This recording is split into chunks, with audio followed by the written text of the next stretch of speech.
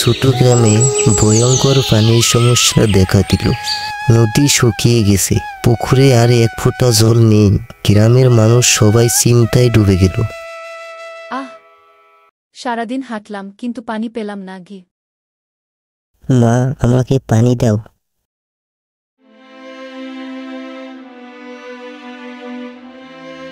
আমাদের ফসলও মরছে, এভাবে আর টিকা যাবে না। পানি ছাড়া জীবন যে কত কঠিন, সেই কষ্ট তখন গ্রামের প্রতিটি মানুষ অনুভব করছিল। একদিন গ্রামের লোকেরা জড়ো হলো বটগাছের নিচে। সবার মুখে শুধু একটাই প্রশ্ন, এখন কি হবে? হয়তো আমাদের শহরে চলে যেতেই হবে। কিন্তু আমরা কোথায় যাব? আমাদের ঘরবাড়ি জমিজমা সব তো এই গ্রামেই। যদি বৃষ্টি না আসে আমরা সবাই শেষ। গ্রামে তখন শুধু হতাশার সুর। কিন্তু ঠিক সেই সময় সামনে এগিয়ে এলো এক যুবক। ভাই ও বোনেরা, ভয় পেও না। সমস্যা যত বড়ই হোক, যদি আমরা এক হই তবে সমাধান অবশ্যই সম্ভব। সে ছিল রামু, গ্রামের সবচেয়ে পরিশ্রমী ছেলে। কিন্তু রামু, সমাধান কিভাবে? আমরা সবাই মিলে একটা গভীর কূপ খুঁড়ব, তাতে আমাদের পানির কষ্ট চিরতরে দূর হবে। কূপ খোঁড়া, সেটা কি এত সহজ কাজ? সহজ নয়, কিন্তু একসাথে হলে অসম্ভব নয়।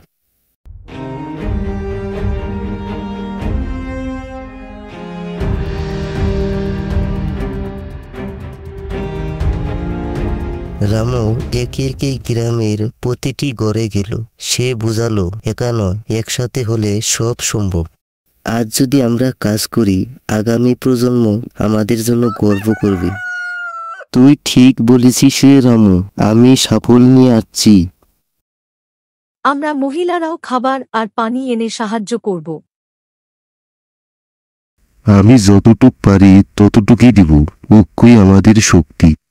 ধীরে ধীরে সবাই রাজি হলো, আর শুরু হলো এক মহাযজ্ঞ, কূপ খোঁড়ার অভিযান।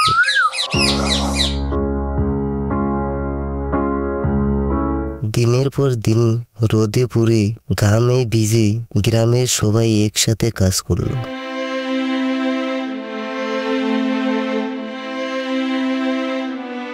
কাজ খুব কষ্টের, কিন্তু একসাথে করতে সত্যি ভালো লাগছে। চল একটু খেয়ে নাও, আবার শক্তি পাবে গু। চলো, আরেকটু খুঁজলেই পানি আসবে। সবাই ধৈর্য ধরো, সাফল্য খুব কাছেই। প্রতিটি মাটি খোদারে শব্দ যেন বাজছিল ঐক্যর সুর।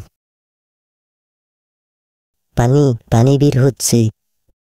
আল্লাহর রহমত, আমরা বাঁচলাম।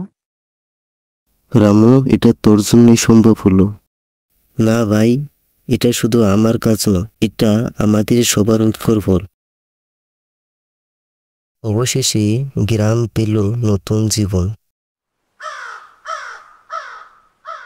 কূপের পানি গ্রামে ফিরিয়ে আনলো হাসি, জীবন আরো নতুন আশা। আজ আমরা প্রমাণ করলাম, একসাথ হলে কোনো বাধাই বাধা নয়। আমাদের গ্রামের ভবিষ্যৎ এখন নিরাপদ গো। গল্পটা এখানেই শেষ নয়, বরং শুরু হলো ঐক্যর নতুন ইতিহাস। সমস্যা যত বড়ই হোক না কেন, আমরা যদি একসাথে থাকি তবে আমরা তা সমাধান করতে পারি।